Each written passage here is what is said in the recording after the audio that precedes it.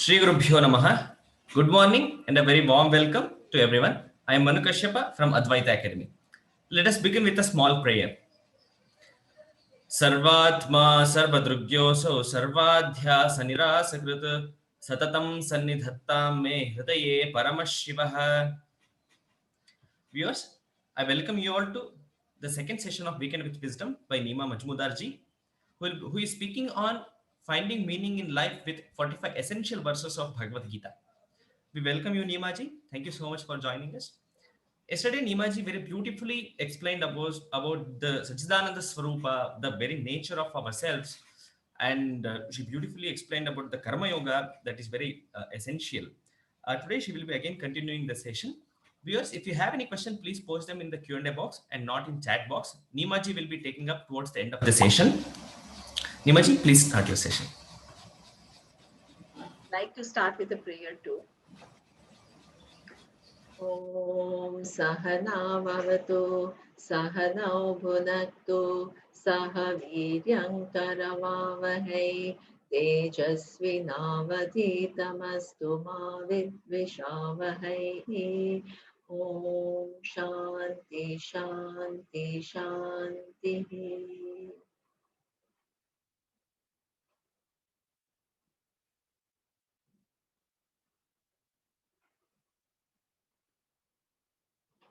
So yesterday we saw that Arjuna is a representation of a human predicament, and what Arjuna was going through in that particular given situation that led him to ask two kind of questions. One is a fundamental question of what will give me fulfillment in life, and the second was a situational problem with reference to what should I do now. This given situation is very overwhelming for me.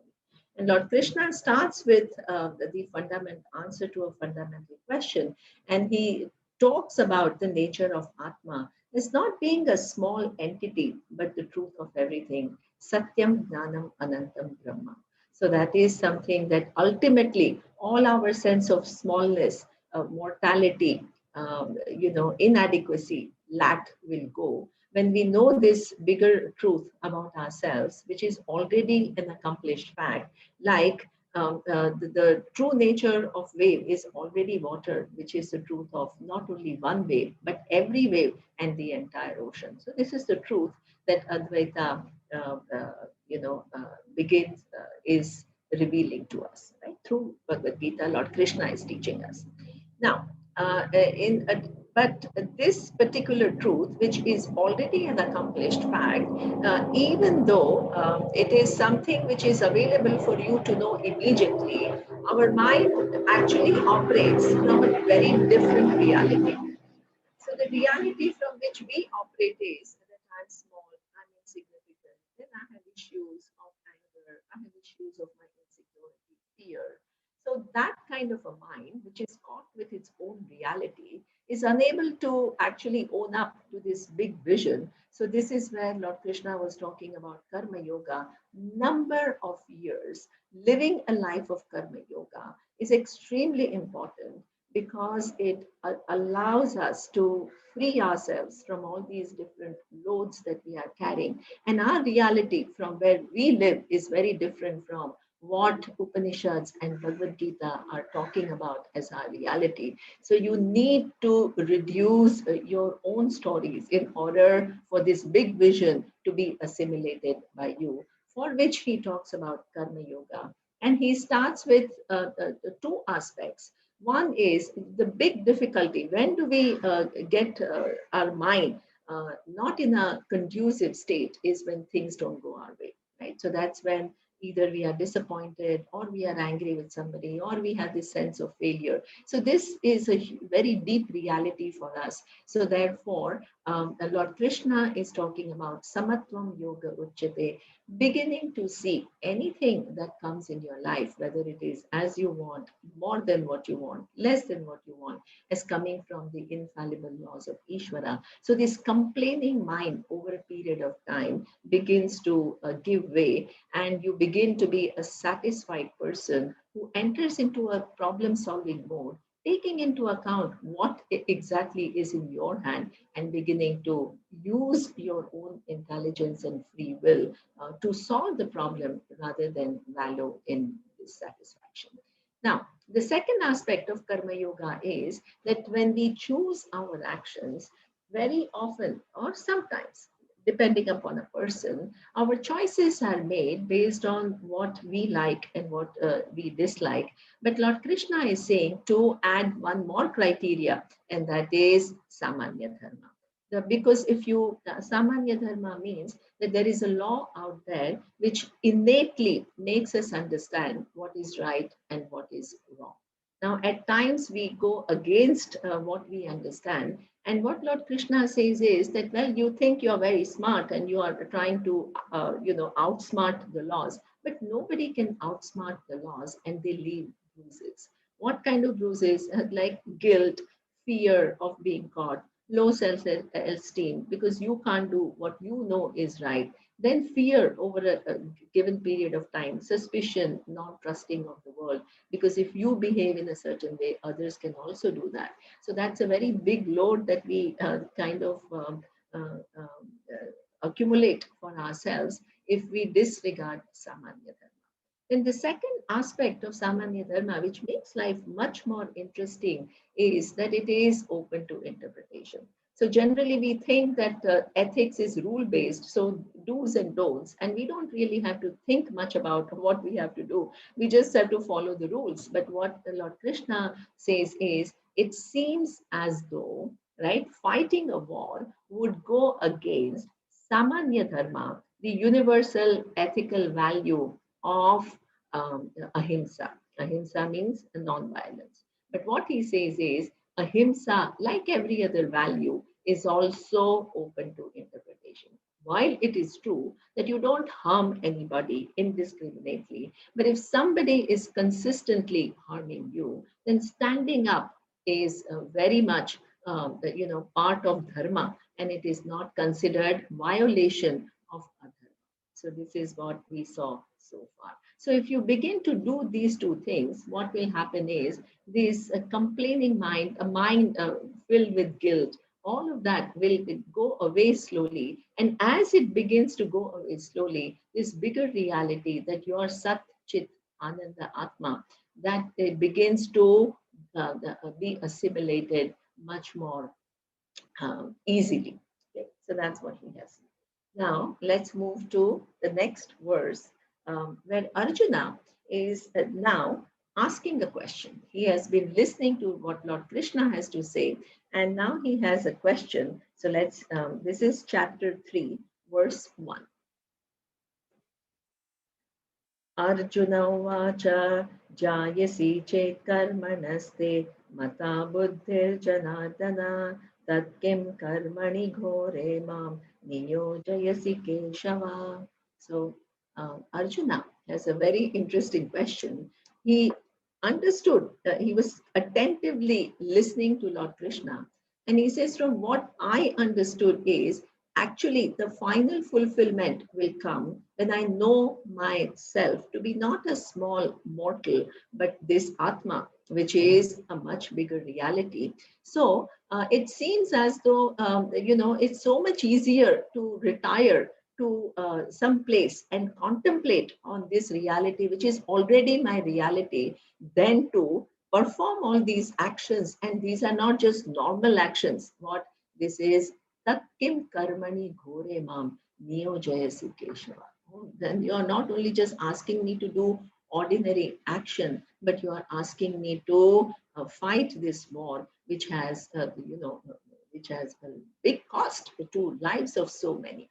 So this is why he says, why shouldn't I go straight for my fulfillment by knowing my true nature? It seems as though karma is just a deviation, and I don't want to take that deviating path, which is a longer path. I want to go directly to knowing my true nature. So this is Arjuna's question, and let's see how Lord Krishna is answering that question. So there are two verses where he answers this question. So I will chant those two verses and I will explain the meaning.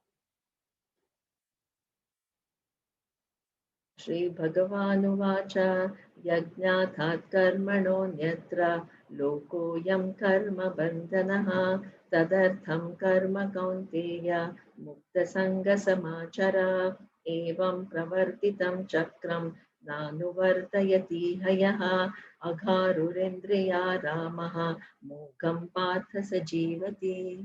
So he explains, he answers Arjuna by saying that yes, it is true that ultimately the final knowledge of who you are will give you the ultimate freedom that you are seeking. But life is not as simple as what just leave everything and just get to know this knowledge.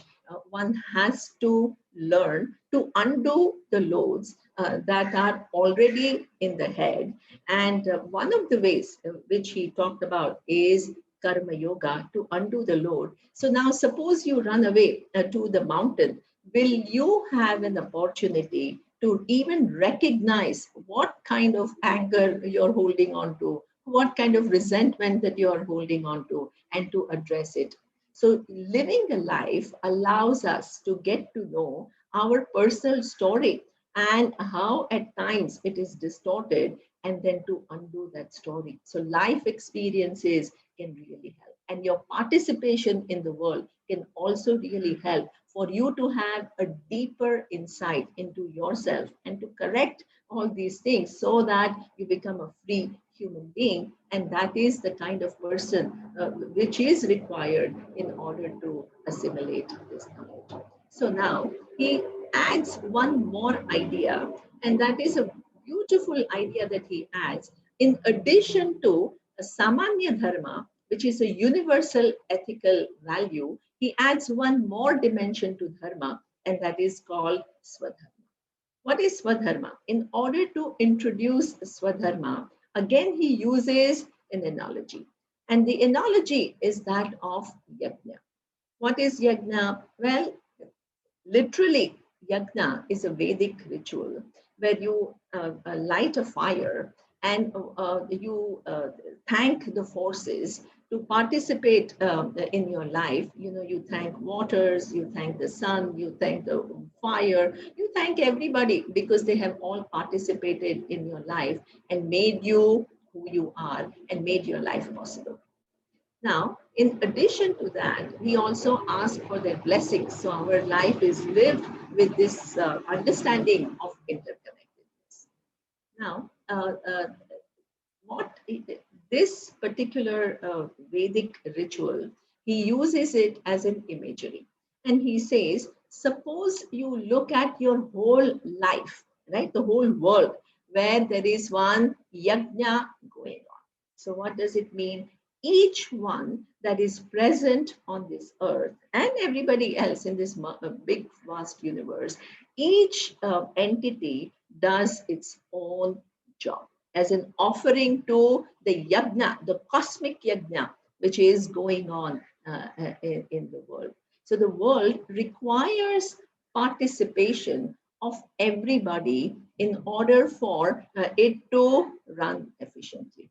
So this is where instead of kind of, thinking of yourself as an isolated person who's trying to find meaning in your life and to make it a little bit more interesting, you can convert your life into what I'm participating in this huge cosmic yajna which is going on. And the cosmic yajna is in such a way that others participate in my life. And what I do is not non-consequential. What I do also impacts so many people. People who are known to me and people who are unknown to me. So here he says, Yajna That Karmano, Yajnathat Karmano Anyatra Lokoyam Karma Bandhana. So here he says, Arjuna, now you don't look upon yourself as an isolated person. How does it translate into re-looking at your life? You look at yourself as a prince, and a prince who is born in a certain family, and the prince who is endowed with extraordinary skills and talents. Now, this prince, so you're a Kshatriya and born in a princely family, and you have a responsibility because of this special birth that you have. You have a Swadharma. And what is your Swadharma? To protect the kingdom. So now, suppose there is a king who is unrighteous and he is only greedy and he only thinks about his power and his comfort and he has no sense of dharma, and you're placed in a position where you have the capability of challenging him, where many others do not have because they just do not have the might or the capacity to challenge a king like that. Now, suppose you don't do your job because your own love for your cousins and all interferes with your duty, what is expected of you, then that is what we call non-participation in this cosmic yajna of Ishvara. And what? Retracting because of your personal agenda and not doing what needs to be done. So this is what we call Swadharma. He says, actually, this war, there are two or three different ways, Arjuna, that you can look at this war. One is, I don't want to fight because these are all the people that I love and I'm connected to that, and I don't want to do that.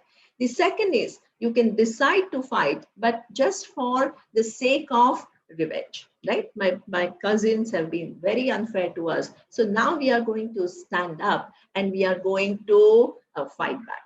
That is the second. But the third, which what he's suggesting, what Lord Krishna is suggesting is, look at Arjuna, look at your position in the grand scheme of things. Don't make it personal war. Look at that as a prince, you have a responsibility to free the kingdom from an unrighteous king. That becomes your duty. If you do not perform your duty, what you will do is bring about a lot of pain to a lot of subjects. Why? Because we have seen throughout times, right? Corrupt leaders or power people in the position of power, if they are not benevolent, it can cause so much harm to people, to the economy, to the whole kingdom. So this is what he says, this is your Swadharma. And when you're doing what needs to be done in the grand scheme of things, it is not going to give you adverse result as you had thought that what I will get a lot of papa out of creating so much disturbance. In fact, your action is going to re-establish dharma and bring about a harmony, a natural harmony, which is the order of things. So this is why see yourself as performing action in a cosmic yajna of the universe and offer your actions, understanding your unique place and your specific duties and responsibilities. So this is what Lord Krishna tells him. And he says, what this is how the universe is made.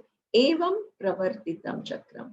The world is made in a way, no matter how insignificant you think you are, it is not only for Arjuna, all of us, right? We may think that what am I doing and what is it that what I do, what difference is it going to make to the world? It seems to us that our existence is quite insignificant and what we do is inconsequential. And what this verse says is, hey, the whole universe and how it runs, it all, we are all participants and each one has to do their own part. And suppose each one person doesn't do their part, it weakens the whole system. So that means the system runs through the participation of everybody, which is a very empowering idea. And the weakest link will actually weaken the whole system. So there is a simple example that we can see. Just think about a car, right? So it has many, many different parts. There is engine, which is very big. And there are all these small, small wires. And there's others, so many other parts, right? Brake and many other things. Now, suppose there is one wire out there who thinks, my God, engine is so big, right? That this braking system is so, powerful. What is my job? I'm just one little wire. What I do is inconsequential. Now, suppose that wire, that it's a small thing which connects one break to whatever. So it doesn't do its job. What will happen? The entire system, which is car, will fall apart. And this is what we have to understand through us, what many people are touched, how we behave with our employees or employers, how we behave with our family members, how we behave with our friends, and what kind of citizens we are of the country, of the community, of the nation, of the world, that will, in our own way, they will impact the whole system. So each one has to do one's part, and that will be nourishing the whole system, and it will give meaning to your life, and you'll be able to see your life in a much larger light than what we are used to. So this is where Lord Krishna asks Arjuna to expand his vision of his role and do what needs to be done. Okay, so this is verse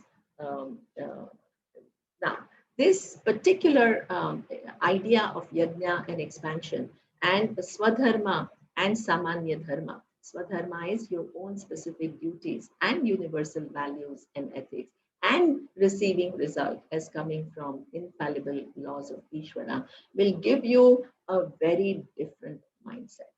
Okay, so that is required.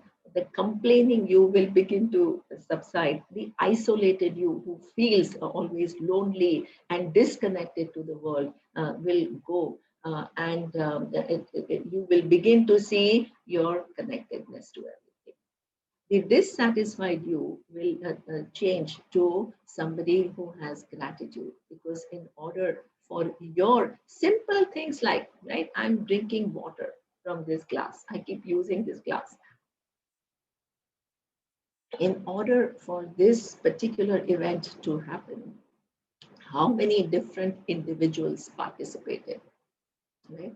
The sun, the water, everything participated. In addition to that, somebody fetched the water, then there is a whole mechanism of filtering. So many, then somebody made the steel glass. So even a simple act of ours involves so many people's participation. And more you keep that in mind, and more you keep in mind that similarly your participation is required, which will touch lives of people in so many unimaginable ways. What happens is that dissatisfaction goes, and gratitude, sense of gratitude increases. And finally, this person who is insecure and grabbing things to make one feel good, that insecure consumer will turn into a contributor. Because the world, that's a beautiful idea, that the world needs my participation for it to work as a whole system, which is a healthy system. That's a lovely thing to think about. And this is why it will turn your own dissatisfaction levels into a life of meaning and purpose. Now, the topic changes once more, and then the question comes with reference to what about this teaching? What is the source of this teaching? Is this the first time this teaching is available? Lord Krishna is explaining to Arjuna this teaching for the first time, and only through him this teaching is available to humanity, or was it already there? So the next verse is talking about the origins of this teaching. This is chapter 4, verse 1 and 2. Shri Bhagavanuvacha imam vivasvate yogam proktavanahamavyayam vivasvan manave praha manurikshvakave bravid evam parampara praptam imam rajarshayo viduhu sakale nehamahata yogo nashtaf parantapa. So here, Lord Krishna says, I taught this knowledge to Vivaswan, and Vivaswan taught it to Manu, and Manu taught it to Ikshvaku. So that means, now that's a very, the Lord Krishna is right now, that Manu and Vivaswan and Ikshvaku, they are, way before. So this verse highlights two things. One is that there is this Guru Shishya Parampara. What it means is that the Guru Shishya Parampara is a beautiful way to understand the source of this knowledge. So the source of this knowledge is Ishvara. Now, Ishvara transfers it to what all these rishis, and the rishis pass it on to their students, and it is passed on till today, where we have links. So every time, sometimes in Advaita Academy, they start with a prayer, and what they say is Sada Shiva Samarambha, Shankaracharya Madhyamam, Asmadacharya Paryantam, Vande Guru Paramparam. So, what does it mean? That the source of this final knowledge is Ishvara. Then there is a link. It is coming through different teachers, and the middle link is Adi Shankaracharya. And Adi Shankaracharya had a huge contribution because he wrote commentaries on Upanishads, Bhagavad Gita, Brahma Sutra. He wrote a lot of his own Prakarana Granthas. So he has a huge contribution. And that methodology, so the teaching and its methodology are transferred from one student to the teacher, from teacher to the student. And now that student himself or herself becomes a teacher and continues the tradition. And this is how it has reached us today. So this is why this is a beautiful tradition where Guru does not take the ownership of knowledge. It is whoever is the teacher recognizes that I myself received it from a teacher, and I tried my best to absorb it as it is, not to add my own interpretations and my own kind of opinions, and just pass it on uncontaminated by my own thoughts. So this is a very big tradition. So this is why when you teach a text like Gita or Upanishad, there is a huge responsibility. Why? Because you have a whole big tradition behind you, and you have to, and they have taken incredible care to make sure that the teaching is not contaminated. And you have to do the same and pass on in its purest form. So this is what he explains, that now I'm reiterating what is already going on. But he talks about himself. Now, that is the second thing that he highlights here. He doesn't talk about that, oh, I got this teaching. He says, I taught this teaching to Manu and to Vivaswan. So what it means is he presents himself not as one of the teachers in the link. He presents himself as Ishvara. Now, this is where we have to understand he presents himself as an avatara. You can't deny the fact that there was this Lord Krishna is right now talking to Arjuna, but he doesn't think of himself as a jiva, an individual. He introduces himself as the Ishvara, saying that this whole teaching started by me and I have given it to this whole chain, right? So Vivaswan and Manu and Ikshvaku. Now, we need to understand a little bit about who is this avatara and how is it different from a jiva. So, jiva, there are two things that we need to understand. Jiva is an individual, and jiva is born of two things. One is the main cause, which is not knowing one's reality as this final Satyam Jnanam Anantam. So this is what we call ignorance, avidya. But because of this ignorance, what we have is we've been living not only one life, but multiple lifetimes as an individual, and we have been performing actions.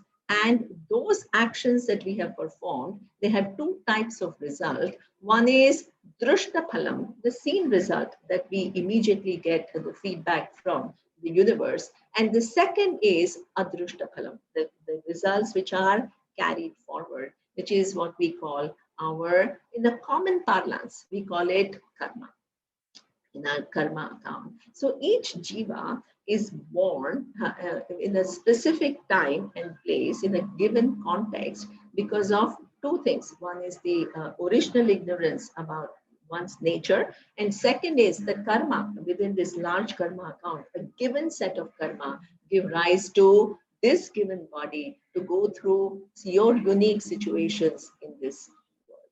Okay. Now, how is avatara different from a jiva? Avatara does not have original avidya because it is Ishvara. Ishvara is the origin of this knowledge. So therefore, Ishvara doesn't have ignorance about what is the nature of reality. So therefore, for an avatara, there is no ignorance of one's true nature. This is why Lord Krishna is able to teach Arjuna the nature of Atma. Okay? So Avatara does not have ignorance. And because Avatara does not have ignorance, Avatara also doesn't have karma. So we have our own karma that we have to exhaust. Then Avatara is free from karma. If Avatara is free from the whole account of what we call punya and papa, which is unseen result of good actions are called punya, and unseen result of an inappropriate action is called papa. If avatara is free from punya and papa because one has the knowledge of atma, then why is avatara coming here? Why is he coming on this earth? Ishvara takes a given form which does not have ignorance, which doesn't have karma, but it does come in a given form for a length of time. For what? So in this case, Lord Krishna describes the purpose of his avatara as two things. One is the verse, which is not part of this particular selected verses, where he says, Yada yada hi dharmasya glanir bhavati bharata abhyuthanam adharmasya tadatmanam srujamyaham paritranaya sadhunam vinashaya ch dushkritam dharma samsthapanarthaya sambhavami yuge yuge. So that is one thing that he says, that I come from time to time in order to re-establish dharma. What is so why is there a need to re-establish dharma? Because over a period of time, there is a confusion about what is the right thing to do. As I told you, our dharma is not just rule based. If it was rule based, it's very easy. You just follow this and you don't do that. But here, there are situations which are complex, areas which are gray, which requires your discerning mind and a discriminating mind to figure out what is the right course of action. So this is why in Mahabharata, you see dharma confusion galore. And it is not only dharma confusion. We think that dharma confusion was only with Duryodhan. It was not only with Duryodhan. You had in the line lot of people who were confused about what to do at a given point in time. Or they were sure that this was the right thing to do, but maybe it was not such a right thing to do. So you have examples of what in between. So there is a confusion, which is Duryodhana's confusion, which is very obvious to us. But then there is Bhishma's confusion, right? He thought that he had taken a vow and he was bound by his vow and he had to protect whoever was the king of Hastinapura. And after the war, when he talks to Yudhishthir, he tells himself to Yudhishthir that actually my commitment should have been to the kingdom and not to the king. If I had reinterpreted, what was my dharma, and if I would have said I had taken a vow to protect the kingdom, and then it would have been very clear to me that whoever had usurped the kingdom wrongfully, I can't be protecting him. But what I did is I misinterpreted and I thought that it was the king that I had to protect. And in spite of Duryodhana doing so many things which were totally inappropriate, I stood by his side. So this is dharma confusion. It doesn't mean that Bhishma was an unethical person. Not at all. He was extremely exalted. He was a brilliant person. He was a very noble person. But at times, in these complex situations, what we are at, we make wrong choices. Similarly, even Karna. Karna was presented to be a very noble person in so many ways, many highly talented and highly skilled, and he was shining. But he had this one problem, and that is he was not being accepted as a Kshatriya, and that gave him scars which are very deep in nature. And Duryodhana saw that, and he supported him. So when he supported him, he felt as though he had to be loyal to Duryodhana because nobody recognized him, but there was this friend of his who recognized him. So he deserved his 100% loyalty. And what he overlooked is the fact is, yes, he's my friend and he has supported me. That's wonderful. But that same friend is, not at all fair and is, creating atrocities. So you have no obligation to support him in those actions where he has lost his objectivity. So this is what we call dharma requires interpretation. And all these people who are otherwise very exalted, they themselves were at times misguided. Same thing with reference to Yudhishthir. He was a very good person also, and he always wanted to, be fair to everybody. But in that being fair, what he did is he himself lost what he decided to. He was over nice. So what does it mean? In spite of knowing that the Duryodhana is cheating and finding ways to eliminate them, he still accepted game of dice, to play the game of dice. And he also accepted that Shakuni will play and not Duryodhana himself. And he kept losing and losing and losing. And he wanted to stop. But Duryodhana kept prodding and said, no, no, you still have this and you still have this. And he kept getting sucked in. So this is also dharma problem, that you're not able to stop. And to what extent, right, that Draupadi had to be disrobed. So this is what we call dharma confusion. And finally, you see Arjuna struggling. What should I do now? Should I fight or should I not fight? So please don't think that dharma confusion belongs only to Duryodhana, who's in the very the first side in this whole range, in the left hand side of the whole large range. So when Lord Krishna has come to re-establish dharma, he has come to re-establish dharma at all these levels. In all these complex situations, individuals were confused. At times they were misguided, but Lord Krishna always remained lucid. There was never a time that his buddhi became a little bit wobbly, and he never lost sight of what was the right thing to do at any given point in time. So he talks about his purpose on this earth. It was to re-establish dharma. Now, there is a second purpose that he says he has, and that is to um, re-establish the teaching tradition, which at times can get derailed.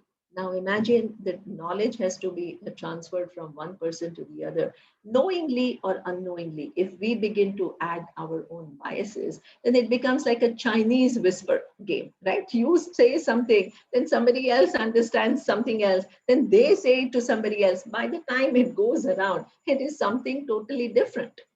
So in teaching tradition also, right, at times people have not paid enough attention to studying, and they think that, oh, Bhagavad Gita means you just intuitively understand and just start talking about it. And that does a lot of harm because, the whole book of Gita is a book which is of teaching. Lord Krishna throws light on realities at different levels. And what we do, unfortunately, if you don't come from the tradition, you make the whole book into a set of advices. So you become a teacher and you convert the whole book into an advice. Oh, perform actions without expecting result, give up your desires, be detached to the world. And these are all advices. There is no teaching there. So this is where he says he has come to re-establish the teaching link, which had weakened, and that is a very important task. So this is where in these two verses, Lord Krishna does two things. One is talks about the Guru Shishya Parampara and himself as Avatara, and why he has come to this earth and what is the purpose. Okay. Then let's move to the next verse. The next verse is talking about, now Arjuna again had a question, and let's listen. His question is not part of this verses, but I will explain to you the question and Lord Krishna's answer. So let me first read Lord Krishna's answer. Shri Bhagavanuvacha Sannyasastu Mahabaho Dukkhamabdum Ayogataha Yoga Yukto Munir Brahma Nachirena Digachati. So now he says, oh, so what you are telling me is that this is a knowledge which is, which is flowing from Guru to Shishya. And it was part of the Vedas too. So through Upanishads, it is also been passed on. So from Ishvara to Rishis, it was an oral tradition. Then Vyasa contributed by codifying it and making it into Vedas and Upanishads. And then it is continuing through so many teachers. So now, from what I understand, now Arjuna's mind is, how do I escape this situation? He says, if it is part of this whole Vedic tradition, it is contained in the Upanishads also, then from what I remember, the Vedas allow lifestyle of sannyasa. So the sannyasi is it's a very valid kind of a lifestyle that it allows that if you are interested in this knowledge, you can leave everything, you can give up all the roles, and you can dedicate your whole life to understanding this reality. So if that is a choice that is given to any human being, then why is it that I can't make that choice? Because it is a legitimate choice, right? This is where Lord Krishna has to answer Arjuna. He cannot say that sannyasa is useless because it is enjoined in our Shastra. So let's first understand how beautiful tradition this sannyasa is and what is the purpose. Right. So, and then we will see what he's saying, that we will see a little later. So, in the Vedic vision, including the Bhagavad Gita, moksha, which is freedom from limitation, and you're seeking freedom from limitation, is a valid pursuit. So there is artha, dharma, and kama. Going for securities, going for pleasures, and living an ethical life. There are three pursuits. But in addition to that, what you're searching, freedom from smallness and limitation, is also a valid pursuit. Now, not everybody recognizes in their life that actually behind all these other pursuits that I'm spending my time on, my real interest is moksha. I want to be free, and they don't quite know how to be free through the normal pursuits. There are only few people in this world who recognize that, actually I'm seeking freedom, and a limited person doing limited activity cannot be free from limitation. And that's when the person begins to search, then where does my freedom from limitation come? And that's when the person begins to be blessed with this knowledge, which tells you that you are the whole. You're already what you are searching for. It's an accomplished fact, and you can dedicate your life to knowing this fact. This is lifestyle of sannyasa. So I was studying, and many of my classmates, they took sannyasa, and it was one of the most beautiful rituals I have ever seen. So we would go to Rishikesh, and somebody who was studying with me, so Swamiji, our teacher, our guru, Swami Dayanandji, he would take them to the Ganga, and in front of the Ganga, that person would declare to the whole world that now I am a non-competitor. I want only one thing in this world, and that is self knowledge. I want to know my truth, and I want freedom from this smallness once and for all, and knowing my true nature as Satyam, Jnanam, Anantam, Brahma, and not this small entity who is in a kind of a no win situation which keeps going round and round and round. Now, that's a beautiful thing. And then they said, now you take care of me because I have decided that's all I want. And then the sannyasi lives what mostly dedicating what the adhyayana. So you study the scriptures and then you impart the knowledge. And that's a beautiful thing because imagine you learn and then the whole society out there they are so caught in their daily life, and along with their daily life they are caught in their own loads, and they need somebody who will guide them. So this sannyasi is not just a complete dropout. That sannyasi plays a very important role, first gaining the knowledge, and secondly what becoming that person who imparts the knowledge to people and helps people evolve, and that is a very important function.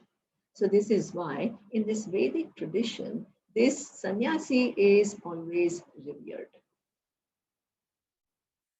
Whether you know how much the person has studied or not, it doesn't matter. You give that person a benefit of doubt, and you recognize it's not easy to leave everything for the pursuit of knowledge. So what we do is we respect them and we look after them. So this is a wonderful tradition, no doubt. But what Lord Krishna is saying is, suppose you prematurely take sannyasa. Sannyasastu mahabaho dukkham aptum ayogataha. Ayogataha means if you prematurely take sannyasa, you leave everything with this romantic idea of what nothing interests me anymore, and I just want this knowledge. What will happen is all these stories which are within you, which are giving you loads, they are not going to automatically disappear just because you have taken sannyasa. You will have to find a way to deal with them. So if you have prematurely cut off your ties with the world and cut off this your possibility of getting different experiences in life where you can detect where areas in which you need to change, and you can relook at things and reframe. If you don't allow yourself this opportunity and you prematurely extract yourself from the world, and you're still stuck with all these things which are loads which are not taken care of, it will become counterproductive. Dukkham aptum ayogataha. If you are not ready and you prematurely leave everything, it will actually cause you dukkha. Dukkha means a lot of discomfort. Why? Because small things, right? Even in a teaching context, you want your nourishing because you have not been nurtured enough. Then you get angry with people with the slightest small, a trigger. You get angry with people. So that means it will start showing up in your behavior, even when you have left everything. And unless you take care of it, there is no possibility. The way the world is designed, if you want this knowledge, this is a preparation. You can't skip the preparation. Like somebody cannot say, I want to become a PhD in physics, but I don't want to go through elementary school and secondary school. I want straight PhD. Not possible. So this is where Lord Krishna says, don't be in such a hurry to leave everything, what you can do is use your experiences to free yourself from the afflictions. Right now, Arjuna, you are going through emotional turmoil. What you can do is keep in mind your duty and your larger role and do what needs to be done. This will bless you a lot more than prematurely leaving. So this is where he validates sannyasa lifestyle because it's an important lifestyle. But he also at the same time says that it is only for a person who has gone through a life of karma yoga and already has taken care of one's distortions or whatever afflictions, and only then it is a legitimate lifestyle. But also he says one more thing, that once you have actually taken care of your uh, issues, then you are free to choose. You can either choose to be a sannyasi or you can be engaged in the world like I am. There is not 1 second when I am not engaged in the world, and I'm very active and I'm constantly dealing with all these situations which are very complex, but I'm free. Why? Because I have clear knowledge of realities. So, therefore, after you have gained a certain mastery, which will allow you to gain knowledge, then you have choice of two lifestyles. You can either decide to be a sannyasi, or you can be in midst of things and you can still be free. And he gives an example of Janaka. Janaka in our tradition was a king and he was a jnani. He knew the reality and he was in midst of things, but he used his position as a king to help others. So it doesn't necessarily mean that once what is non-negotiable is knowing the reality and gaining maturity. And you have two different lifestyles that are given to you, and both are valid. It is not that one is better than the other. It depends. So this is how he talks about the choice of lifestyle and not one being better than the other. Then in the next verse, he talks about one more practice. So, what can Karma Yoga do for us? And that is three major things. Make us aware of the universal ethical values, make us aware of our duties and responsibilities which are unique to us, make us more resilient towards changing situations in life. And that is all with reference to our engagement. And the fourth thing that it can do is make you see your role in a larger context, right? Because there is a yajna going on and your participation is required.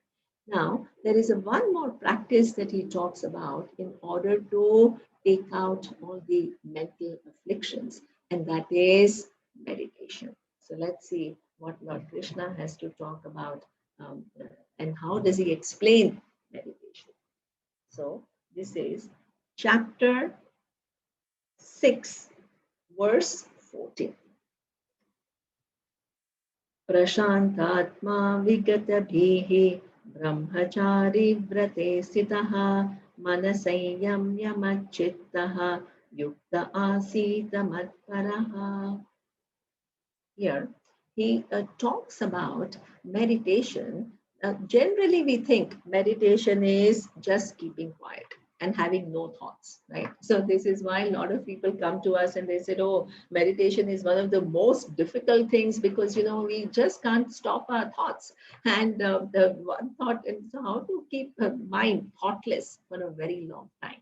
But here in Bhagavad Gita, in this context, he doesn't think about meditation as having an empty, thoughtless mind. He talks about meditation is beautifully. He says, Mat yukta prashantatma vikata bihi brahmachari vrate stitaha manasanyamya machittaha yukta asita matparaha. So that means you're able to sit for a while with yourself for what?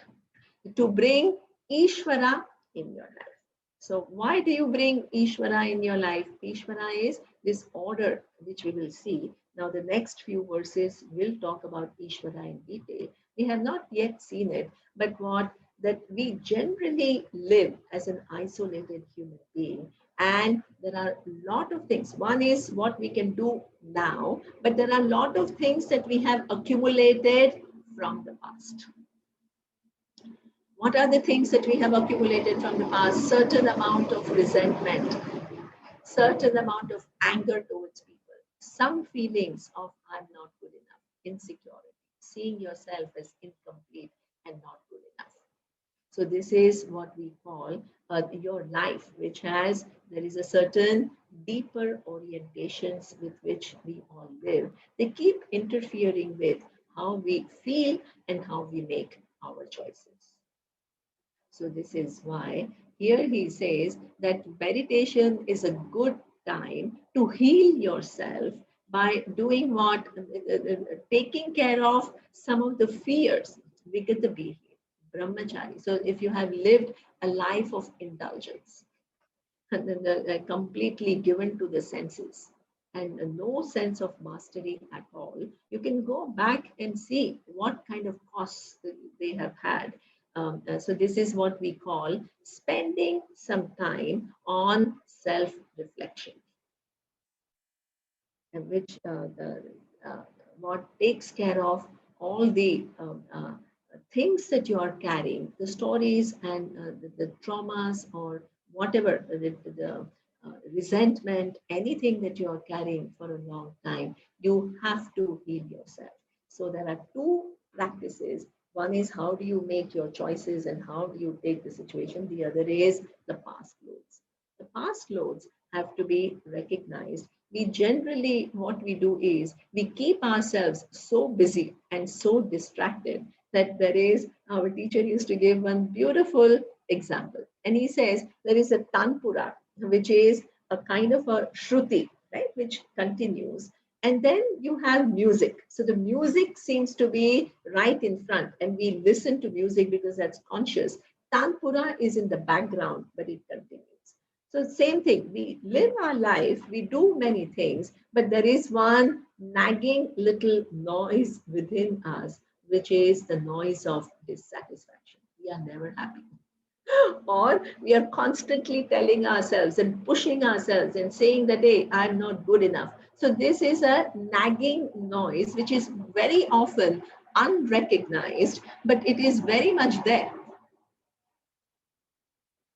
So what we do is bring to light this nagging background noise, which we are not even aware of. And we begin to pay attention to it. And what you begin to see your life, not as a person who is, my dad did this to me and my mom did this to me, and which is an endless story of or my husband is like that, or my in-laws are like that. But what you begin to see the presence, machitta, begin to see the presence of order. What do I mean by that?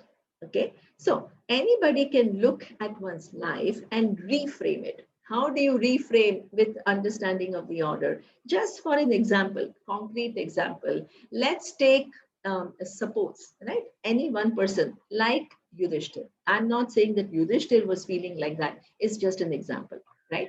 So suppose Yudhishthir has a mindset when he feels, oh my God, how my cousins have really treated us so badly. I've always been very accommodative. I have always been loving. I've always been fair. I've given up so many things to avoid any conflict. And how, see, repeatedly, how he has treated. And not only that, not only he treated us badly, but he did not spare our wife, Draupadi, and really insulted her. And, he was so unfair. So that means that story of resentment, right, can go on playing in our head, and it's like a tape. So it keeps on, and then you're never happy in life because you feel like a victim. That hey, you have been so good, but others have not been good to you, and you have suffered as a result. What is reframing? What does reframing mean? Right? This is just an example, as I told you. Reframing means that yes, Duryodhana was who he was, but I was also going along all the time. So when he decided, when our father passed away, and he said, I wanted the whole kingdom, and we settled for that very little part, which was later called Indraprastha. So we could have stood up at that given point in time, but we didn't stand up. When he tried to eliminate us, right, with this wax Laksha Graha, so the wax palace, we could have confronted him and said, hey, we went there and it was set on fire. And why did you do it? I never raised any voice. Then when he invited me for a game of dice, I could have just refused. There was one thing which is the convention that the king was always accepting the invitation for a game of dice. But knowing the background of the Duryodhana, I could have refused. I had the free will to say no.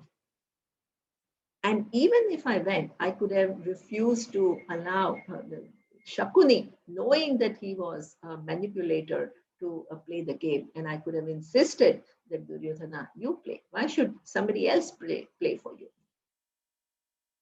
And I could have also stopped at any given point in time and not be, not succumb to the pressure that he gave to just go on. And I kept on losing everything. So this is what we call reframing. Reframing means you are no longer in a blaming mode. You don't have this one given thing that I have been so good and others have not been good to me. There may be some truth in it. I'm not saying that it is not true, but that leaves your mind with nothing but resentment and a victim mode. And nobody can be happy living like that. So, what is this meditation? Meditation is revisiting events in our past and reframing and seeing our responsibility in whatever is happening in our life. And in seeing our responsibility, you will get a lot of clues about your own journey of self development.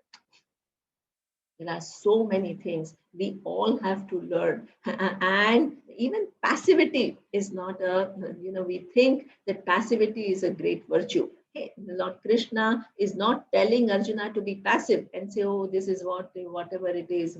He's asking him to rise up and face the situation and stand up. So this is what a purpose of meditation is: revisiting the events in your life, taking out the anger part from it, taking out the resentment part of it, and make it into a useful self-reflection where you can learn your lessons and not also free it from what we call guilt. Some people do self-reflection and they take out blame from others, but they enter into their own self-blame. Why did I do this? Oh, I should have done this. Oh, I didn't do this right. Oh, so that again, you have taken away the blame, but now for others, but you are now blaming yourself and giving yourself a very hard time. So self-reflection also is what reframing without any blame to others or yourself, but understanding the dynamics and re-understanding the dynamics, and now focusing on your lessons. What can I do and how I can change? So this is how your whole life becomes a whole learning opportunity, and shedding all these other things which weigh you down tremendously. So meditation, through meditation, what Lord Krishna is saying is, over a period of time, if you bring Ishvara in your life, mat chittaha mat asita mat pranaha, bring Ishvara's order, revisit the situations, and you can get rid of your fears of very many years in the past. Any indulgence that you have done, well, you have to now learn to be more deliberate in your life, right? And then what will happen as a result? Which is very beautiful. He says, Prashantatma. So we generally think that the spiritual person is a very serious person, uninterested in life, equanimous, with no nothing, no expression of any type. Lord Krishna says, Prashantatma. So that means the more you let off these loads with which you are living, the confusions and the non-understanding of things, more you sort yourself out and undo the inner clutter and entanglement that with which you live, you will become more cheerful. Prashanta. So the purpose of meditation is not just keeping quiet and being thoughtless. It is withdrawing from the world for a length of time so that you can do self-reflection. And in this self-reflection, you can get to know certain deeper orientations with which you are living your life, and you have an opportunity to reframe it and what make those painful experience into learning experience. The minute you start learning, what will happen is what you turn it around. Something which was holding you and weighing you down, now it will become, an impetus, something which will create opportunity for quantum shifts in your growth. So that is the purpose of meditation, which is the verse, chapter 6, verse 14. Now, the next um, verse is talking about something that almost everybody is interested in, and that is our emotional life. So he talks about, so which are the areas that we have talked about, how you perform actions, how you take results of the actions, and how you include a practice where there is an opportunity for self-reflection and reframing. And now he's talking about the emotional loads that we carry. So that is the next verse. संविद्या दुःखसंयोग वियोगं योगसंज्ञितं सनिश्चयेन योक्तव्यः Yogi निर्विण्णचेतसा. Now,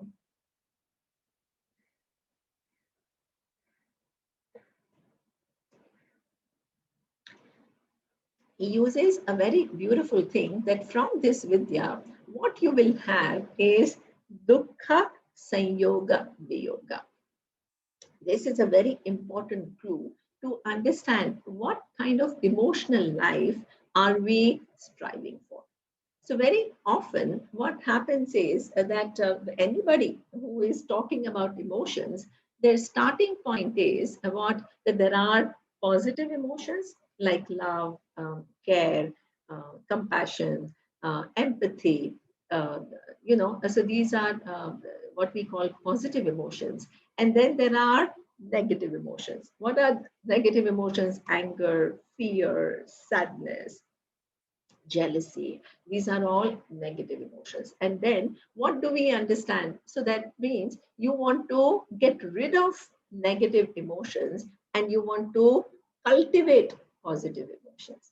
There is some truth in it, but it has to be a little bit more nuanced. Why? Because mastery of emotional life is a little tricky thing where we need to understand Ishvara's order. So, what we do need to understand is that a human mind is given range, the possibility to experience range of emotions. This is something which is Ishvara's creation. So that means this is why in our culture it is very, very clearly understood. If you have seen some of this Bharatnatyam or any classical dance, they will show you what Navarasa. Navarasa is 9 different emotions that a human mind has. And what is interesting is even our avatara, right? So Lord Rama, for example, when he lost Sita, when Sita was abducted, he was crying and he was asking all these, the trees and the birds, have you seen my Sita? And during the war, when Lakshmana became unconscious, he was again very moved, and he was touched by that. So this is why the emotions are part of being human being. And you cannot categorically say that one emotion is negative. Why? Because this very thing, which is fear that we talk about, itself can save your life. I'll give you a simple example. Suppose you're crossing the road and there is a car which comes very fast, right? It comes very fast. And now you see it and you have fear.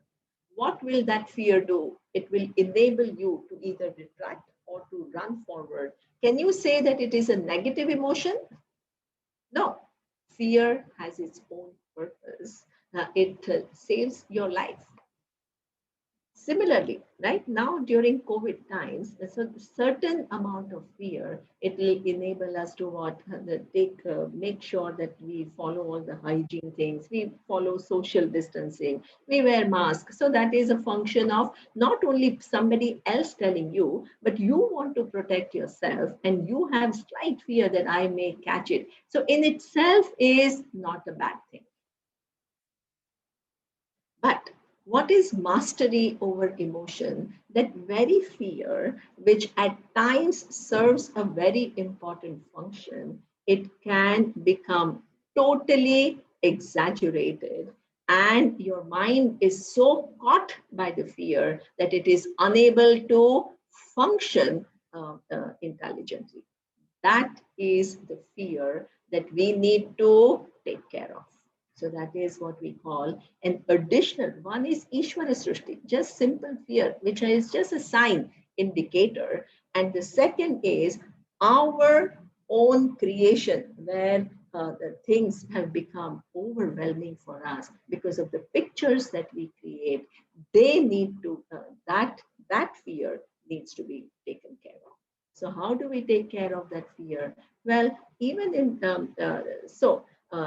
for example, now you are thinking about the world, and you create the mind. Okay, so what would be the post-COVID world would look like? Oh, the economy will be down. There will be unemployment. The health infrastructure will be totally, overstressed, and then we will lose our jobs. And so there will be unrest, social unrest. So what has happened is your mind is sitting here and creating such a grim picture of reality, which are for things which have not yet occurred.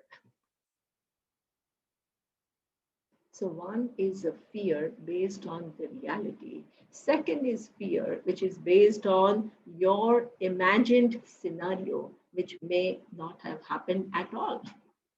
And but your mind is so absorbed in what the pictures that you have created, it loses its rationality. It loses its capacity to engage in the world fruitfully because you are operating from the loads of your emotion. Same thing, right? Grief. As I told you, even Rama was expressing grief. That doesn't make you any less, right? That's a human heart. And by the way, right, the most noble emotion of compassion, it comes from picking up pain of others. So therefore, that little feeling sad for suffering of others in itself is nothing bad. So there are events that will bring some certain amount of sadness, because that sadness will come because you care. You have a human heart which is not indifferent. And very often, right, only you have pain, you have a grief for people that you love. So is loving a bad thing? Can you call it negative? No. So even grief is not something which is totally negative, but same thing, just as fear can totally occupy you and make you lose all your objectivity, what Lord Krishna here is saying is dukkha sanyoga viyoga. He's not talking about not having dukkha. He's asking us to our grief in its own perspective. So any loss, right, of dear ones will produce some grief. We are not here to deny it, but what either you can just go through that little grief, like how Rama, but with that again he stood up and he did what he had to do, or you can just sink in that grief and you can become depressed, and then the whole picture of life becomes all very gloomy for you. So that kind of a sadness we need to address. So it's a very big thing that we need to understand, that instead of labeling our emotions as positive or negative, we begin to see every emotion as a part of Ishvara's program. But in that very emotion, there is one part which is beautiful and noble, but one part which is exaggerated, which creates suffering for us. So, what do we need to take care of? That part which creates suffering for us, which is exaggerated. Nobody can totally eliminate emotions because they are part of Ishvara's design. Dukkha sanyoga viyoga. He doesn't say that dukkha will not come. He says we get totally identified with dukkha and we lose ourselves, and dukkha takes over and renders us totally incapable of choosing our actions deliberately. So here it is taking away that sting from dukkha and just say making it into a rational emotion which will come and it will go. So this is what now. So those emotions which are problematic for us, we need to correct them. We need to correct them because they have occupied a disproportionate place in our mental life. Now, there are certain emotions which need to be cultivated. We are not always kind of, even though even empathy is something which is endowed to us. We are given this feeling of empathy through mirror neurons. So not only we can recognize our own pain, but we can recognize others' pain because we have mirror neurons. And just as effortlessly we try to remove pain from our own either body or mind, we can do the same for others. This is what we call the empathy is recognizing pain, and compassion is acting on it. So everybody has been gifted with empathy. There is no human being who is not gifted with empathy. It's part of Ishvara's design.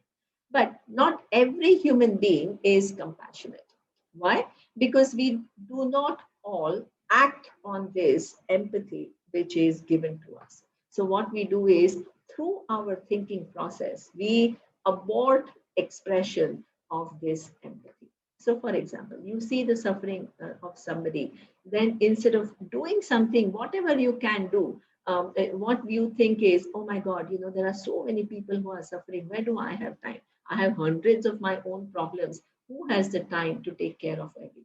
And anyway, I take care of one person and she will again have a problem and hundreds of others have problem. Now I can't be Mother Teresa and go and help everybody. So I have to mind my own business.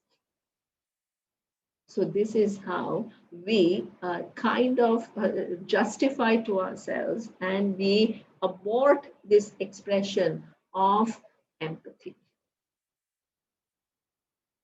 So therefore, what we have to do is to cultivate it.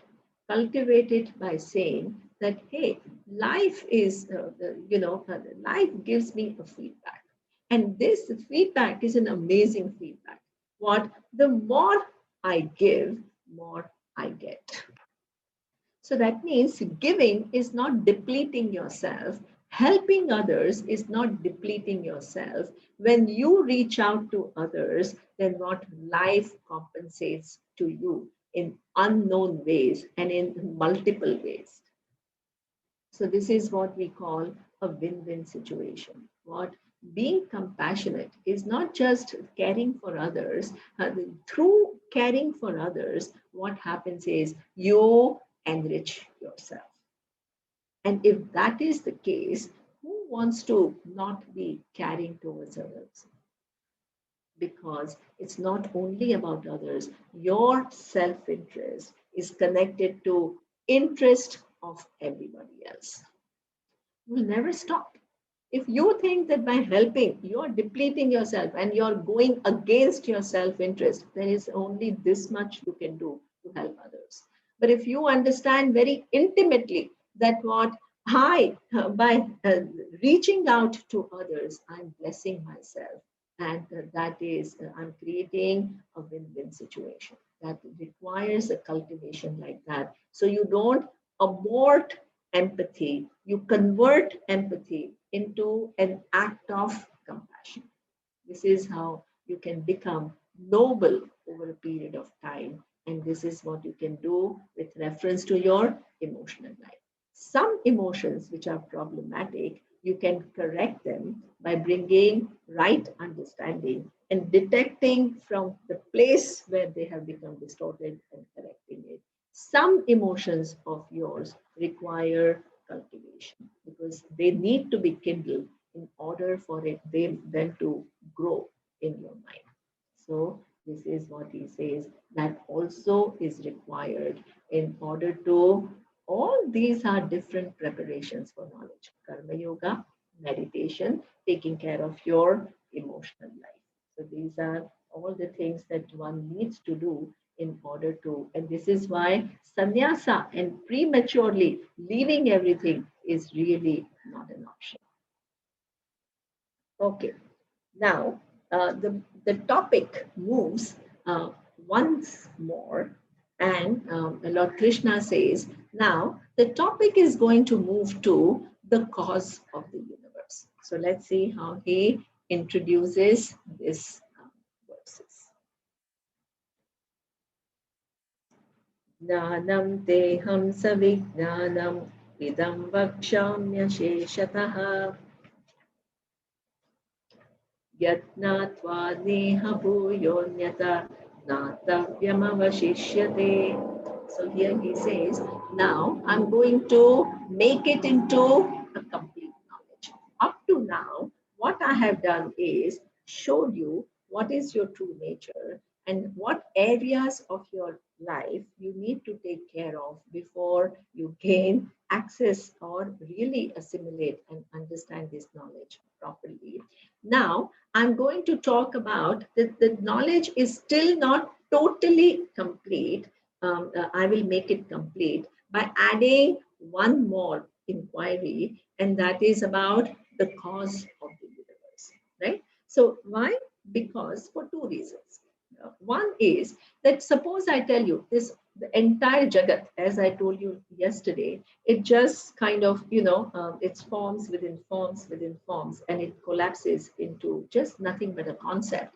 And then this existence and awareness, it is not and, it is existence, which is in the name, in the form of it, as which is awareness.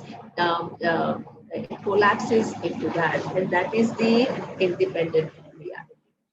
Now, you still haven't answered a question. Hey, how did this world, which is so many different forms, how did it come about in the first place?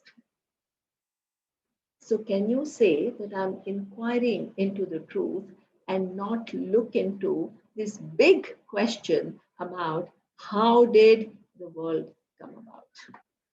What is the cause of the universe?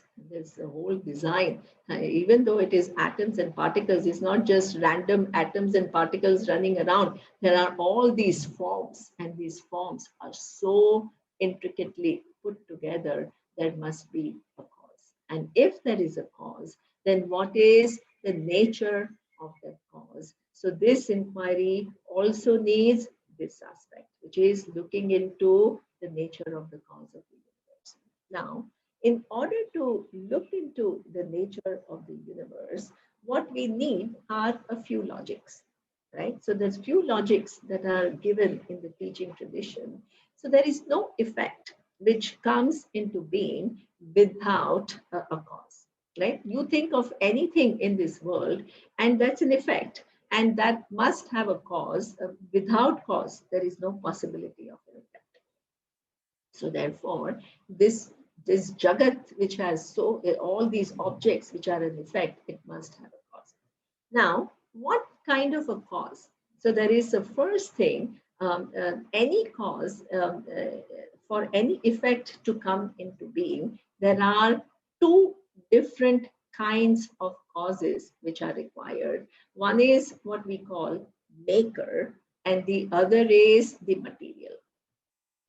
So, a simple example, suppose there is a pot, right?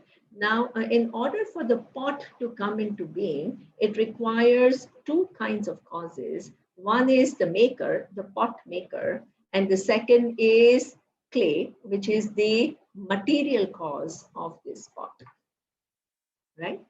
So, this world is an effect. It must have two kinds of causes. One is the maker, and the other is the material. Now, what is the condition for this maker? So, a pot maker must have what ghatasya karta ghatagna. If you have to make the pot, if you have to manifest the pot, you must have two things with you. What? Knowledge and power.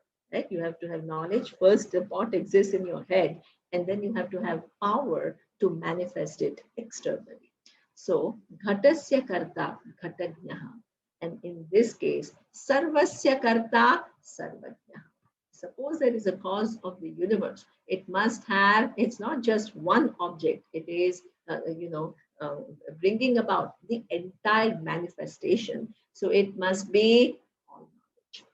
Now, the second question is, what is the material that was used in order to create this varied universe? So the pot maker had clay, right, to create the pot.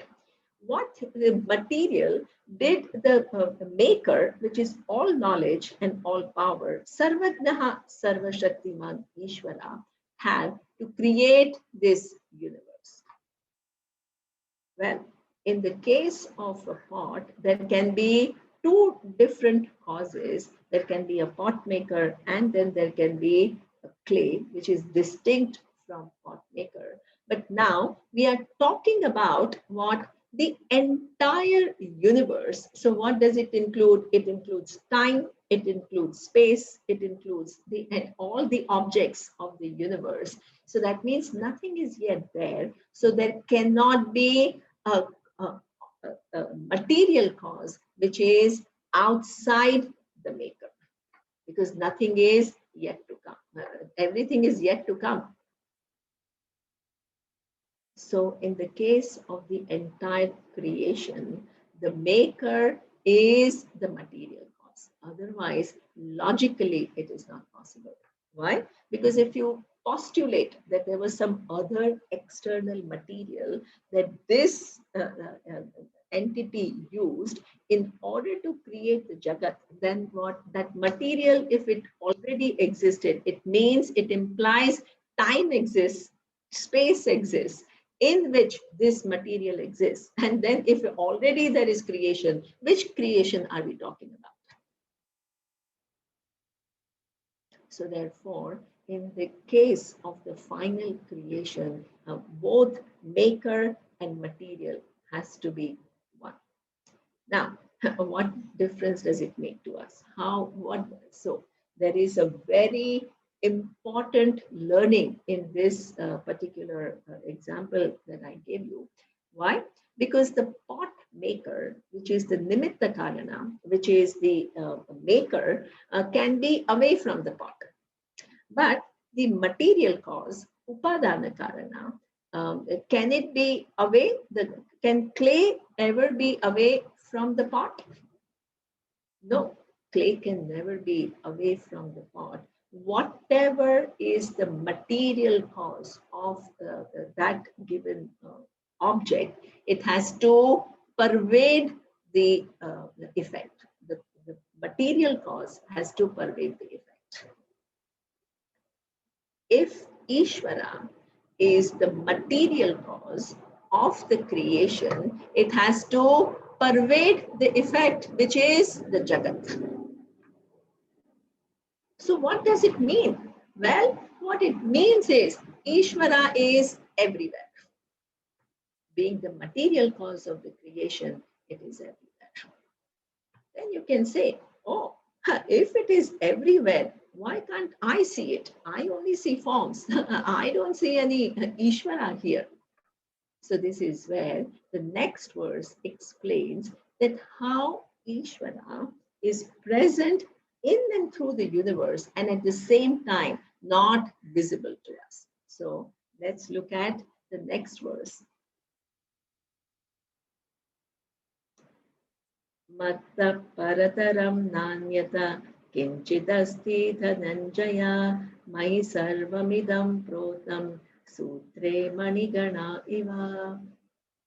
Beautiful verse where again, see how many beautiful examples are used. Very simple examples, but very telling examples. So what he says is that what Maya Tatam idam sarvam jagadavyaktamurtina. Okay, so that we will see a little bit later. But here he says, Mai sarvam idam protam sutre maniganaiva. So he gives an example of a thread which is putting together beads. Now, when you see a necklace, what is visible is what is visible are all the beads. What is not visible is a thread. But without thread, can there be a necklace? No. So this is exactly what he says. I am that little thread. I put together all the objects. I am the thread which puts together all the different objects and makes the interaction between objects possible. You don't see the thread, you only see the beads, but the thread is a very essential part which holds together the beads, which is not available for your sight right now. The way the necklace is, it's not available for your sight. Does it mean that it is not there? It is very much there, holding all the beads together. It's very essential. So, how do we understand this analogy and how do we apply it to our life? So, when we look at the world, we open our eyes, we see only the objects. But what is that essential thread which makes our interaction possible with the world?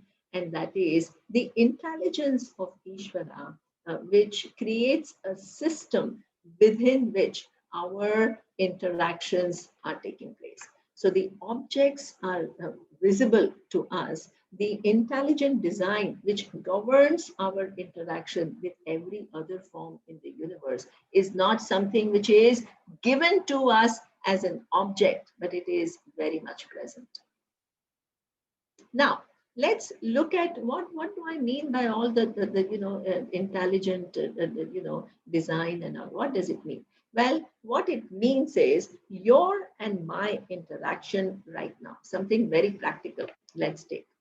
It is governed by multiple laws. Right now, my talking to you, right? Is it just kind of in some pop? It's not at all. There is a whole a series of laws on which both of us depend in order to have this conversation.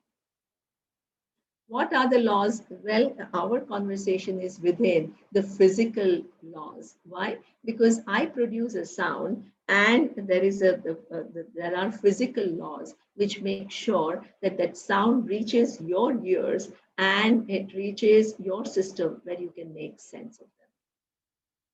This is what is that design available to you? Objects are available, but that physical laws are not something that you see with your eyes, but they are very much there governing our interaction.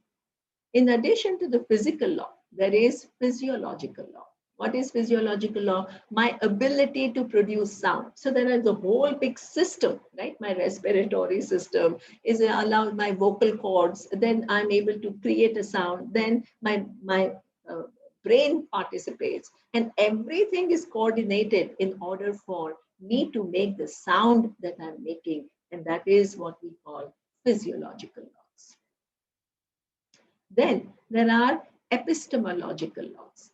What does it mean? Every sentence I speak, not only you understand that sentence, you hear it with your ear, it sends a signal to your brain, and your brain is trying to figure out what I'm saying, not only based on what I said right now, but if you attended my class yesterday and you have been listening to me for an hour, you'll try to put everything together to create a coherent picture in your head.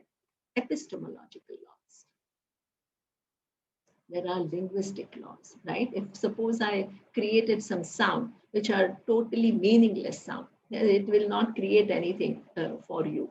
So that means there is a language that I have to use, certain grammar, position of a given word in a certain way so that it can create meaning in your head. This is the system which is Ishvara. You see the objects, you don't see all these different laws at work, which enables this any activity to take place. Then, in addition to that, let's just finish it. There are laws of dharma and dharma. I have a responsibility to do justice to the teaching, and you have just a responsibility to listen to what I'm saying with an open mind without being dismissive. That is your dharma, and this is my dharma. So we are within dharma. And according to our participation, we will get the right reward or the feedback, that is karma. Then there is psychological laws, right? Somebody is so inspired by this vision and seeing the world in a totally different light. Somebody is saying, oh, this is all God knows what is being talked about. I just want simple solutions. I want simple advice. This is too much thinking about such big realities. So that is your psychological. You yourself, cutting yourself off to listening to such a big knowledge. So psychological laws are involved.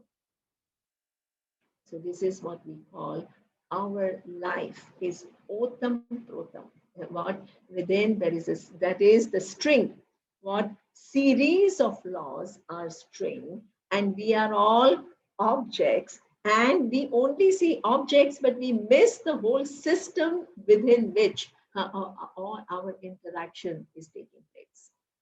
Now, if you begin to understand that are these each of these laws, are they operating separately and individually? No, they are all connecting with each other. The physical law is very much part of the, that interacts with physiological laws. Your physiology also then gives you a certain psychology. Then within that, there is epistemology. So all of them, there is a wide network of laws at work right now, which is Ishvara, intelligence within which everything happens. Now, you can think about not only our conversation. Right now, so many people are talking to each other and so many conversations are going on. And people are, so all of them are within these laws. So this is where Lord Krishna says, I'm that little thread in this which puts together all the beads. Beads stand for objects and string stands for all the different laws, the whole system within which these interactions take place. And I'm everywhere, but because I'm not as an object, people keep missing me. So this is what he says.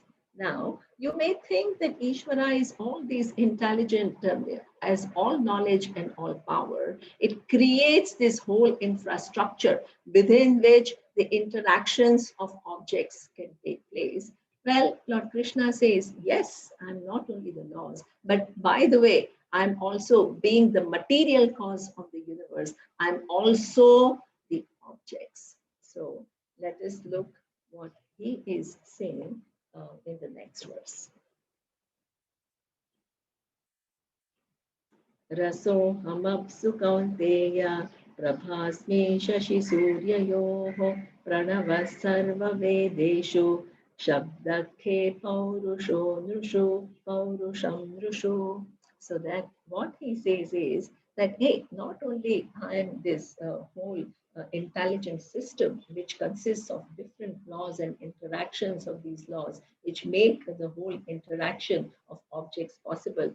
I'm the very objects. So, how does he express it? He expresses it by saying, I'm also the any given object you look, which is subject to these laws, that object itself is intelligently put together. So he gives an example of raso hamapsu kaunteya. I'm not only so I'm also the water. So that is an object, one given object in this universe. Now, either you can just see object as an object, or you can see the intelligence which has put together what two hydrogen atoms with one oxygen atom, which creates a form called water. Not only the form water comes into being by putting together these atoms together in an intelligent manner, but water has a function. There is a whole system out there as to how water is, potable water is available to us. So there is ocean water, which is all salty. Then you need the sun. And what does it do? That the water gets absorbed and forms into cloud. And that cloud, what at a given period of time, what it creates rain. And rain gives potable water for us. And then there are systems, right? There are rivers and all, which the glaciers are up in the mountains, and then the rivers are created, and the rivers are programmed to go to the ocean. So this way, what happens is potable water is provided to all the interior parts of the earth in a seamless manner. And without this potable water, neither you can survive, nor all the animals can survive, or the plants cannot survive. So that means not that water, how it comes, the intelligent design of H2O, what it does, and the whole system that is in place in order to make it available to every living being. I am that. And not only that, I am the one. So there is a tongue that is given to us, and tongue has taste, but all the different tastes are with reference to one neutral taste, rasoham. I am that neutral taste with reference to which all the other tastes get defined. Bitter, sweet, everything is the reference point. The neutral is water. So I am that also. I'm every object and I'm the laws, both. Then he says, Shashi Surya Yoho, that you see a sun out there, and you think it's just one little star with hydrogen atoms, but the position of the sun vis-a-vis Earth. If sun was little closer, and then what the sun, Earth will burn. If it was little far, Earth will have no life possible. It will be too cold. Now, the most important part is that both Earth and Sun are constantly moving. But as they are moving, they keep the distance between them constant. And not only the sun provides life on this earth, but as I told you, it participates in making water available. It also participates in what all the plants draw from the sun through this photosynthesis, all the nutrients. And they give us different nutrients that our body needs. So that also is the sun is not only this hydrogen atoms, when they come together, it becomes a star which is able to provide life, and it participates in so many different functions. That itself is Ishvara. So not only the laws which govern the objects themselves are manifestation of this knowledge and power put together. These atoms and particles which are they are put together in different permutations and combinations to give that form a given function, and place that given form with a given function in an entire system where it works within the system and does multiple functions. So, and finally, he says, what? I am Paurusham Vishu. I am a human being. A human being has come on this earth with three possibilities, that capacity. What? Ichha Shakti, Kriya Shakti, and Jnana Shakti. I'm also that, right? A human being is born not just to hang around for a given purpose. You have capacity to desire, you have capacity to act, and you have capacity to know. That possibility, that the very complex billion, trillions of cells have come together to give rise to a human form. And that also, the brain is given where we not only have the centers for instincts, but we have prefrontal cortex, which is an amazing place where all these information can be gathered, processed, and understood. That is not nobody created it, we are gifted with that. So this is where you begin to see, and having come as this form, you're able to express yourself in this world through your own desires, through your own actions, and through your own knowledge. So that is me. So this is where Lord Krishna says, I am both the forms. If you begin to look little bit in detail, what makes the form that form, and what gives it that function, and what gives it a given place in the grand scheme of things, you won't miss me. And if you begin to see how all these different forms are created and made to interact with each other through series of laws which interact with each other, you can't miss me either. So if you want to see Ishvara as an object, then it's not available. But if you want to understand Ishvara through this teaching, then it is everywhere. There is, show me one part or anything that exists, any object, right, which is not coming together of these atoms and particles in different permutations and combinations. And show me one object which is not connected to other objects in through so many laws. There is no such thing.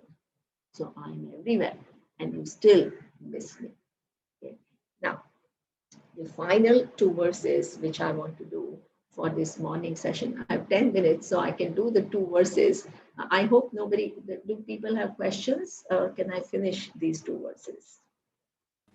Neemaji, you can go ahead and finish the verses. Okay, great. Thank you. So now we think that, wow, we understood Ishvara. It is this intelligence which pervades everything. It is in form of laws. It is in form of objects, which makes all the interactions possible.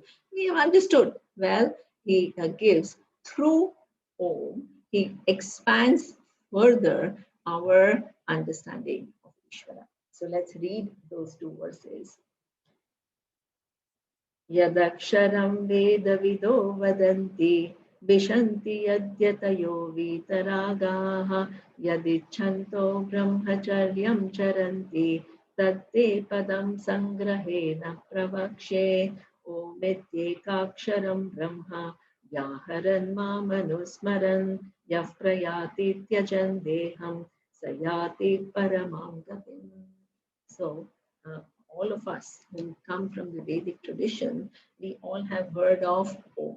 Right? So now he talks about Ishvara, which is all knowledge and all power. which are all these different laws and all the objects and interactions, and which is the maker and the material cause of the creation. Now imagine you have to describe this Ishvara. It would be so complex. But there is an ingenious method through which the entirety of Ishvara is explained, and only through one word. And that one word is Om. So, what is this Om? Om explains what Ishvara is. So, as up to now, what there is this particular methodology is from Mandukya Upanishad. So, what does Om mean? So, Om is made up of three letters: Akara, Ukara, and Makara. So there is a sandhi which A and U joins, and it becomes O and then O. So this is how the word is derived. So what is this akara? So each akara, ukara and makara it stands for something. It shows you something. So akara stands for the entire physical world, right? So up to now, what we have seen is all these different forms: the sun, the human being, the waters, and all the systems that govern our interaction. So the physical forms are one manifestation of Ishvara. So there is your physical form, right? It's my physical form. And then there is the entire physical universe, which includes all the physical forms known to me and unknown to me. In this in this whole world, in this universe, there are multiple galaxies, and there are so many physical forms which are there, but a human being will never know that they exist. Does it mean that they are not there? They are very much there. So this, when we are talking about Ishvara, it includes every individual form and all the forms that exist in this physical forms that exist in this world, known to us and unknown to us. And not only that, the physical forms which existed in the past, in the present, unknown and known, and all the physical objects that will exist in the future. We see many times these science fiction movies when we say that they imagine what the world will look like 100 years from now. But actually, we don't know, right? So there can be our own form can go through some changes, how people, so this is what we call some species can become extinct. So all these so many different small level changes that can take place. This is what we call the physical forms which are going to come in the future. That is Ishvara, the entire physical universe. What it means is your form and all other forms, known to you, unknown to you, forms of the past and forms of the future. They're all within Ishvara.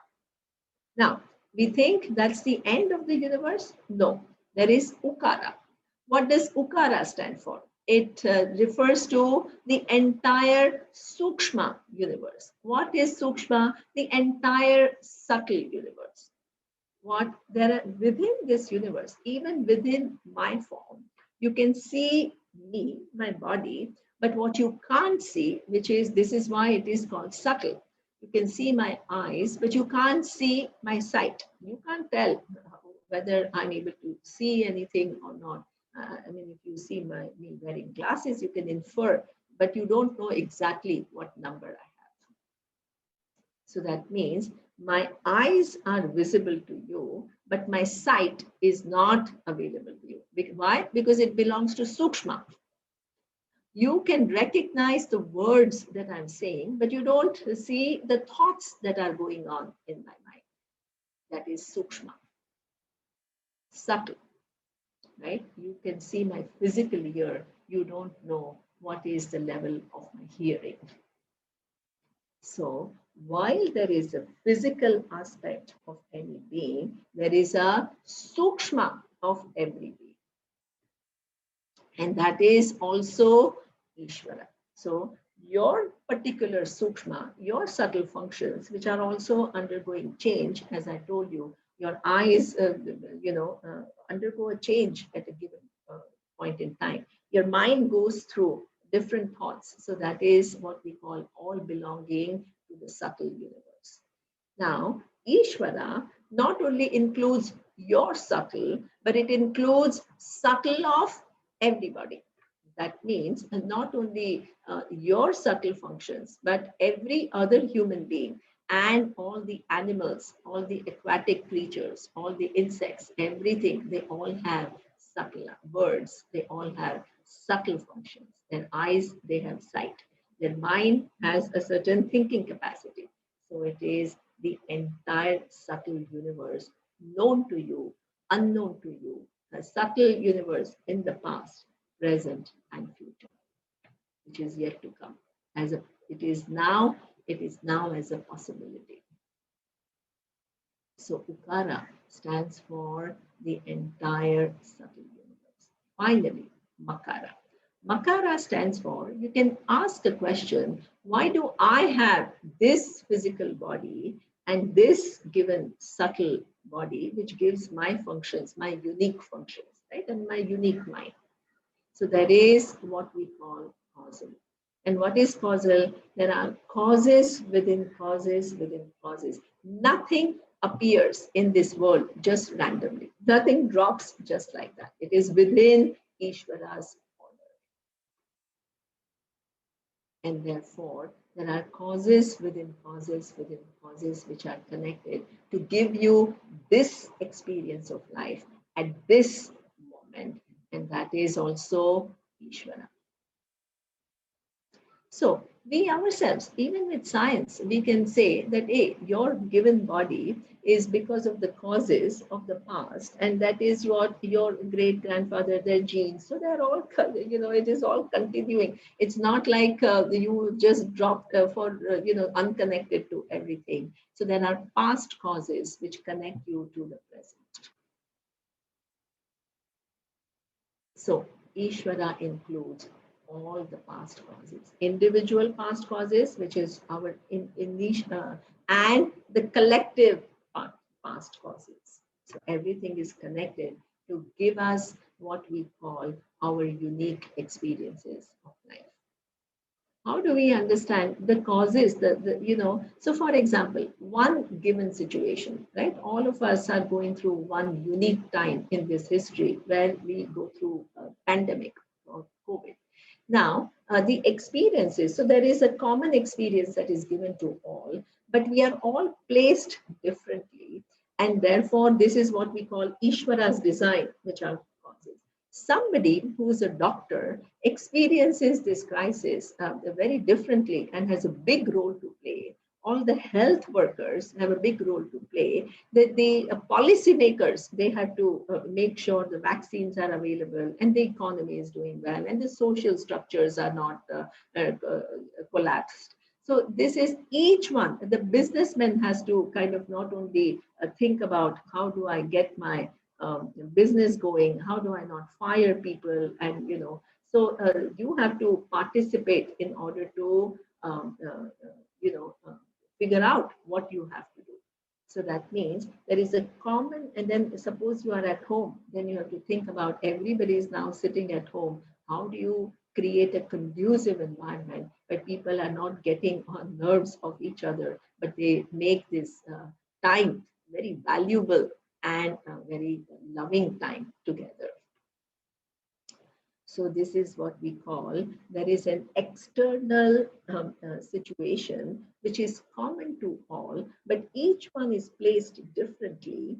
And according to where you are placed, you have roles to play. This is all within Ishvara's design. And why are you placed differently? Because you have your unique causes, which has put you in this given place at that given point in time. That also happens within Ishvara's order. So now our understanding of Ishvara is not only it pervades all the physical forms, and it is not only the laws, it is what also the entire subtle universe, and it is the entire causal universe. So this is all knowledge and all power is all that is here in this creation. It is everywhere, but without pramana, without the teaching of Gita, we are totally oblivious to this presence. This is a wonder. This is magic. So, with this, I will end the talk, and it's exactly one. And I will do the rest of the Gita in the last session. Thank you so much, Neema ji, for that wonderful session. Viewers, this concludes session 2 of 3-part sessions of Gita lessons by Neema ji. Today at 5 o'clock, again, she will be continuing the session. That will be a concluding session. Please tune in at 5 o'clock. Do not miss it. And if you have any question, please post them in the question and answer box. Neema ji will be definitely taking up. Thank you so much, Neema ji. I will end with a prayer. Om Purnamadav Purnamidam Purnat Purnamudachyate Purnasya Purnamadaya Purnamevavashishyate.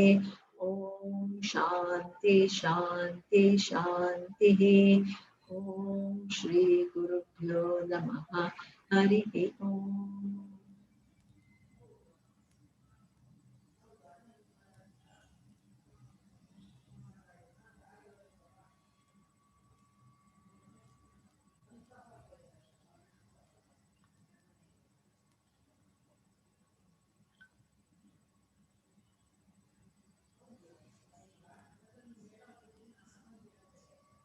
Thank you, Neema ji. Thank you.